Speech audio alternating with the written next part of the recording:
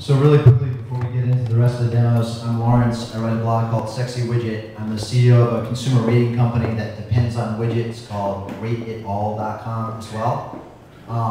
And looking at the lineup for tonight, my company personally has used 4 of the 5 companies that are on the lineup. And I can say, from covering the space really closely, like these are the big guys. These are the sites that have really mastered things like publishing widgets, creating widgets, and distributing widgets. So you look at sort of like the sorts of companies, I think pretty much anybody in here that works for a publisher is probably already using these guys with widgets, and if you're not, you might want to start after this demo.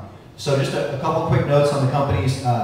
Gigya, does anybody remember when Gigya was widget mail? They actually had a mail service that allowed you to put widgets into mail. And since then, they've gone on to become like sort of the plumbing for the whole widget ecosystem. 150 million consumers are seeing their infrastructure each month. iWidgets, which is another company that's here tonight, they were able to build for me an activity widget in about 10 minutes that a year ago I spent $2,000 in 3 weeks on. So this is the space is moving really quickly. MuseStorm, which is another company that's here tonight, they were one of the first guys in the widget space. I currently am serving MuseStorm widgets on about 35,000 of my pages. They have a neat little widget that converts RSS feeds into Flash, and now they're doing a lot more on the publishing side, and they're going to demo that tonight.